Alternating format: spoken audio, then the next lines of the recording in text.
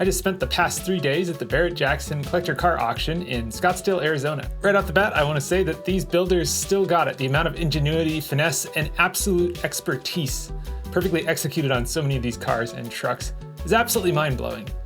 But putting all surprise aside, here are 10 of my favorite rides being auctioned off this week at Barrett-Jackson, Scottsdale 2024.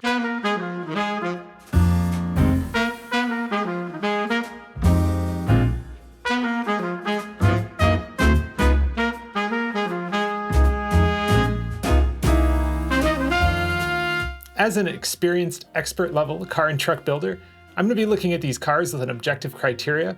I'm looking for fit and finish, ingenuity, and just overall coolness. Anyways, sit down, grab a glass of something delicious, and join me as I walk around this massive, sprawling Westworld complex to find the best cars for sale this week at Barrett-Jackson. Number 10. Rolling strong out of the gate, could you imagine seeing this thing next to you at the stoplight?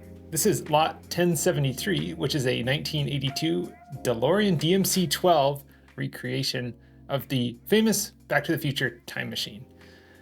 What I liked about this was just the level of ingenuity with all of the different modifications that were put into this car. This thing practically looks more lifelike than anything that would have been in the movie.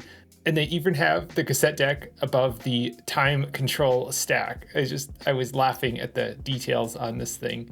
Walking around to the back of it, the level of detail gets even more intense. I had to do a double take when I was looking at the wiring on some of the stuff, but I really like the custom use of the AN lines where the plutonium would go in the back of this recreation of the time machine from the first movie, it looks like. That being said, it was just a fun car to take a look at.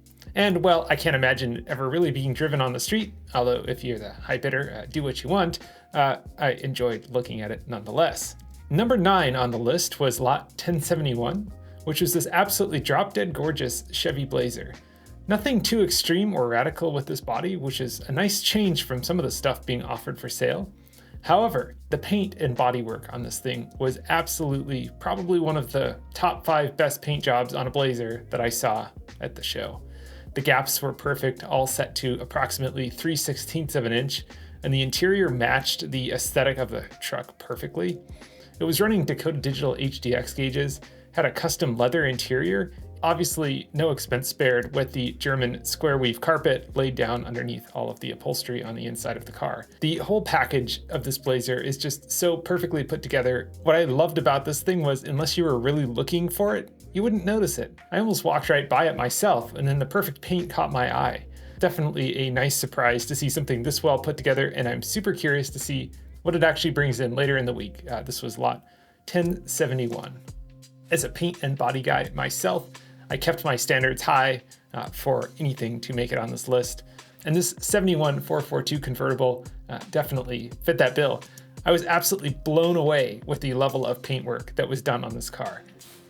The amount of time that had to have gone into color sanding and polishing this black paint is just absolutely nuts. Say what you want about them, the door handles were well installed and beautiful sitting against that black paint.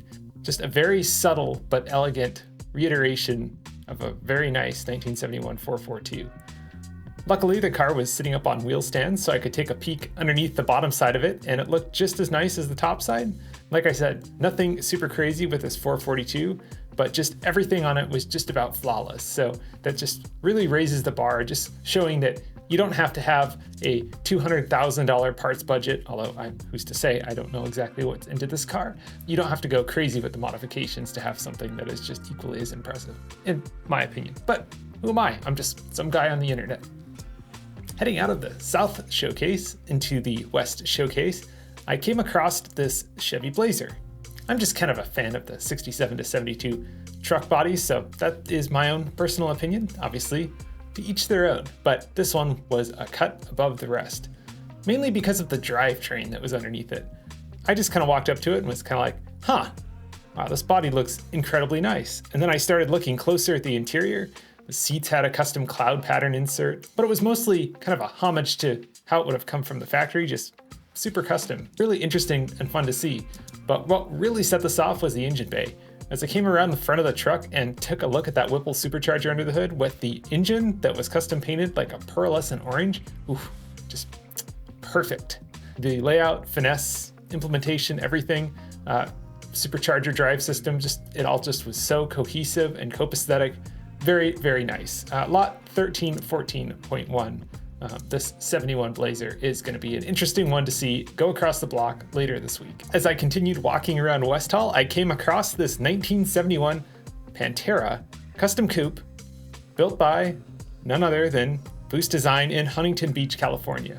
Now, I remember watching a video about this on Foose Design's YouTube channel, and the story was he kind of bought a couple of these cars to get the right bits and pieces to make one that was just perfect.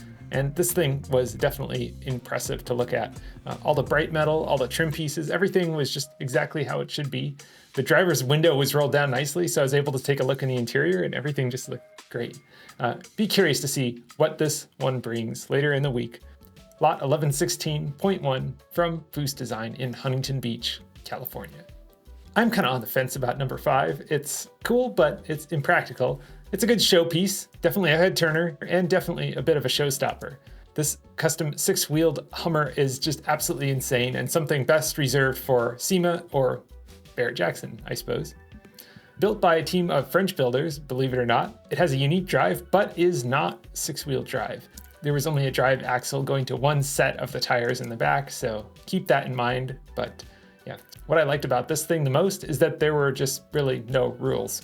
That's what made it so interesting. I'm super curious to see how much somebody's willing to pay for this thing come auction time later this week. It's definitely a head turner, and politics aside, the ingenuity of the build is definitely impressive. As I continued forward through West Hall up to the auction stage, the cars just kept getting nicer and nicer. They had ropes to guard against people accidentally touching them, which I fully support after seeing so many people write their names in the dust on the cars out in the tents. Another Blazer, there might be a little bit of a theme here. Maybe a Blazer build is sometime in my future. I don't know. Anyways, lot 1321. This is a very cool and very heavily modified Blazer, powered by a custom supercharged LT4, painted up in the builder's version of GM Orange, in a custom engine bay with lots of custom sheet metal. Definitely a head turner for sure. I've always been a fan of the Continentals, and this convertible is no different. Powered by a supercharged Ford Coyote motor of some variant, the body was straight as an arrow, and the amount of time that it takes to get bright metal and black paint this perfect is not for the faint of heart. I can just imagine the thousands of hours that have gone into that body to get it where it is today. Not to worry, as this video concludes, the cars keep getting weirder. You certainly don't have to agree with all my choices here, but I'm just going at this from something that I would like to see in my own garage. Not flashy, not super over the top, not an exotic car, something that's just cool. So of course, the next thing up is a location that I haven't visited yet in this video, the outside tents. This one was a bit of a hunt to find, but holy cow, what a time capsule, lot number 125. Well, not worth anything close to what the other cars in this auction are bound to fetch, unfortunately. This 1960 AMC Rambler classic wagon is just super cool. Supposedly owned by just 2 families during its lifetime. The car is all original on the inside, and the exterior has been painted once. How cool is that? 100% definitely something I would own in my own garage. What can I say? Wagons are my jam. Although, if I was to get my hands on it, things probably would change a lot drivetrain wise, and it would be a complete resto mod. Maybe I'm just crazy, but I think that would be one of the coolest things at this auction if it was done up as a complete resto mod on a custom chassis with an insane, unconventional, not an LS swap drivetrain. And hey, I promised that things would get a little bit weirder. For number 1, of course, I chose the weirdest thing and probably the most interesting thing that I could find. This is the MGB GT that was for sale outside, getting all sorts of attention, all sorts of looks. Once again, probably not a car that's worth the most highest dollar amount out of this auction. However, it's one of those weird cars that I would just love to have in my own personal collection. This MGB GT is extremely heavily modified, running custom gauges, custom interior, custom seats, custom steering column, custom engine.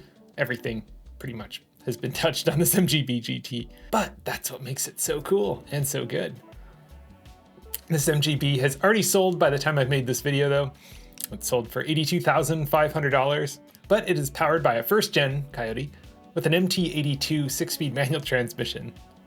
It's equipped with a 9-quart baffled and trapped door oil pan, remote oil filter, topped with a Borla 8-stack injection, obviously coming through the hood.